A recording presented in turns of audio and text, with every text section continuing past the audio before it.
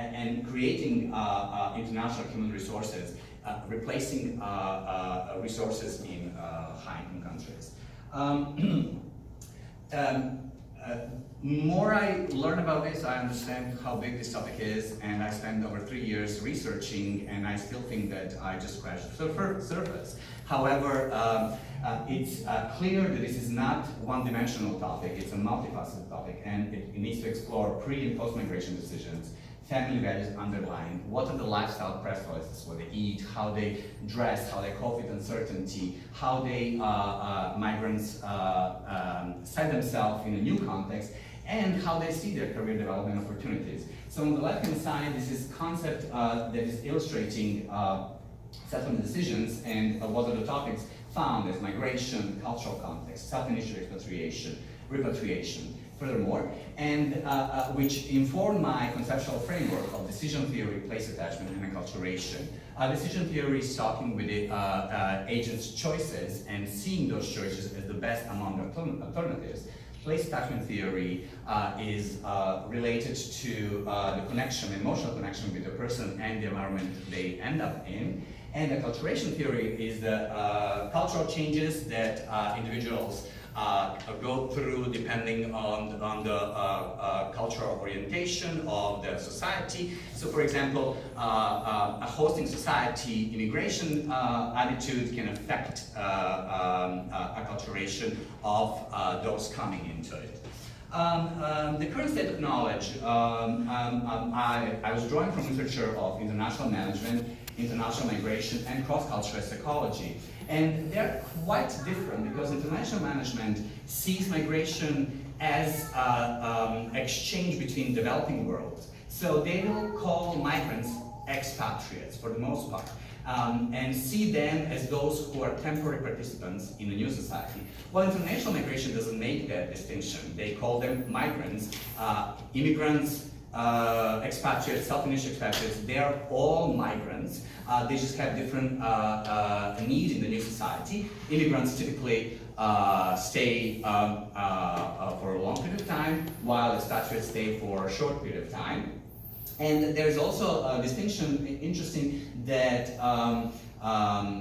migrants are in literature seen as those with a dire situation, those who cannot navigate the new system, those who are not capable of navigating society, while expats are agents who very successfully find their way in the new society.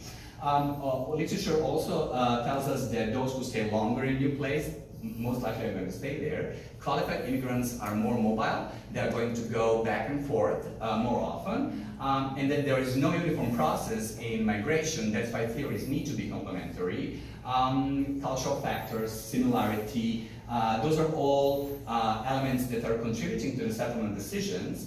And typically in the research, cultural dimensions are seen in individual and cultural level. Individuals are typically using Schwartz values, which are universal among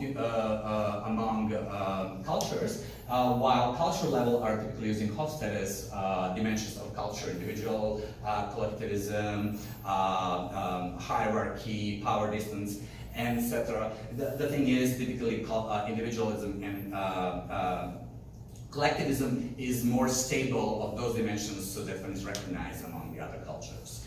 The methodology that I've used is social constructivist phenomenological inquiry, where I was seeking experience from the emic standpoint, from the individuals themselves, and what meaning they would attach to that phenomenon using Mustaka's transcendental phenomenological approach. I used instrumentation by colleague Grieger, who was using that interview for immigrants in 5 different categories of their acculturation level, family ties, immigration experiences, bias, and as well as their religious and spirituality orientations. Those are all Serbian nationals between 21 and 65 years old, only 2 years in the country, who self-initiated and were employed or actively seeking employment. Moving on, I had 10 participants, 6 of them were women, 4 men.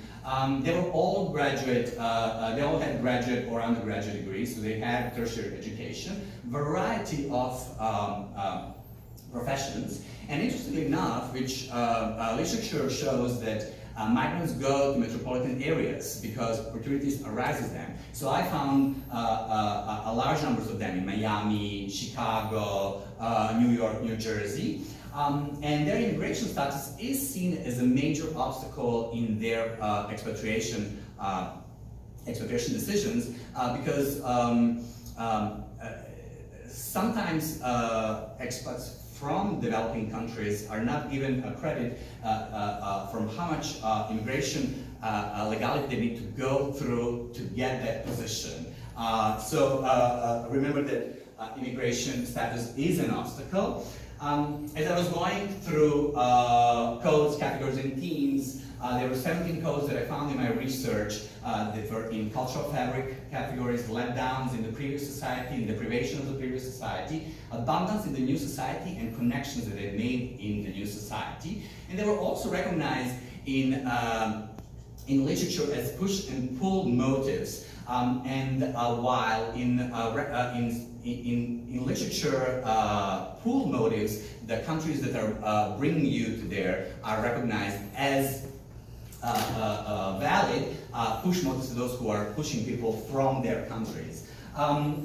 These are some of the expressions of my participants, and one of the interesting things is that they found a huge similarity with American society. So they say, I've been learning the language through the movies.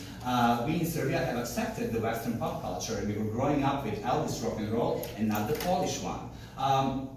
And then talking about opportunities in the United States, they say the opportunities have arisen, those expected and wanted. Fast pace of the new society and swift societal transition, wealth of opportunities and good challenges. And a very interesting theme that I found, a transnational attachment, where people recognize places that they are associated with places they were coming from. For example, in Chicago, Lake Michigan would be magical. They would connect to that place, which it would associate with rivers in Belgrade, where they're coming from, and they would find their place there and feel like home.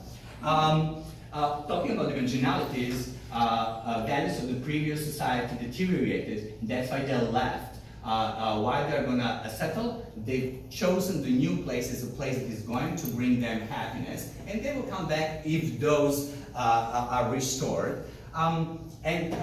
This is a quick framework analysis of what motivates migrants to move. Deteriorated values, it's a push motive, and career opportunities is a pull motive, and how they navigate through society through family ties, social networks, and transnational attachments. The significance for international psychology is because it's this established consequences of migration. It is distinctly Serbian. Why is it important? Because body of research is dominated by migration from India, China, Philippines, and Mexico. So other countries almost like are non-existent. And Eastern Europe itself represents approximately 10% of migration labor around the world. And I guess I have 10 more seconds, yes? So limitations are that these Serbians were too short in the United States to establish exactly why those decisions are made. And what is important is, for future research, is to have a larger and longitudinal sample for validating purposes. And also the expatriation and immigration literature needs close relationship to learn one from another. Thank you so much, and I'm looking forward for any questions that you have.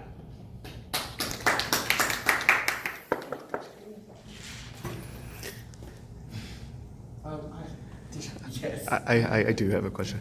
So your research focuses a lot on Serbians who have migrated to the U.S., and I'm curious about Serbian-born, maybe second-generation Americans who have a desire to go to Serbia. Do you think that there's some implications in your research for people with that status? Yes, that's a great question, because Serbians born in this country by parents who were first-generation migration, they're much more connected to the core of Serbia, and they feel proud, and they think that their religion is much more highlighted in this country because of the freedom of conviction, and they very often want to go there. Unfortunately, when they go there, they very often come back.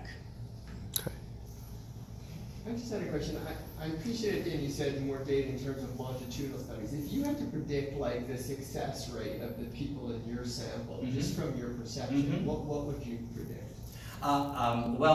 It's very interesting. Immigrants or migrants, because we don't know that. We don't know that until we actually, even if they decide to stay, at some point they might decide to go back. And there is a myth of returning back home in general. Everybody who comes belongs, have that nostalgia for the place where they were born. But it's unbelievable how successful they navigate the system because they have a decision. And in research, is recognized as a Rubicon Q, I cannot remember what. Once they make a decision that to leave their country and move to a new place, they will do anything in their power to stay there and succeed. And they will see a failure if they need to come back. So the success of all of these people is priority because it's related to their pride as well. So you said that they are not sure about their status. So Yes. So do they come on visitor visas? So they have different ways of coming to this country. They can come as tourists. They come as H-1B visa, which is a skilled worker, and some of them got, for example, their green card through the marriage with an American citizen, or related to their skills, exceptional skills that they have. However, as H-1B is a very difficult visa because it has a cap for the year. So even if you get it once, you get it twice, you need to find a new position to be able to extend it or go in a different direction. So that's a major obstacle in their pathway to this country. There was just one other question that I had. So I find the connection point between your research and what's happening in modern day society to be fascinating. And so one of the things that I think that American society has exported really well around the world is the American dream. And for most part, most people's perspective is that somehow deteriorating. Certainly with some of the actions of this current administration. I'm curious if you anticipate, maybe you followed up with the sample group here, or what do you think the impact will be for people migrating from Serbia to the United States under those conditions? Thank you for it, but we need to understand something. There are multiple realities in international psychology. So what some living here see as a reality, those coming from somewhere else are not. For example, during Clinton administration, Serbia was bombed without any warning for the things that were happening there. So once that a new president came, they were actually, a majority of them were in favor of that president rather than the one who actually bombed them. So realities are much different depending from what angle you are looking at the situation. However, what I can tell you is that in this country they see more options and more choices than they had in the country they were coming from, which tells you a lot about the country where they're coming from. Thank you. Thank you.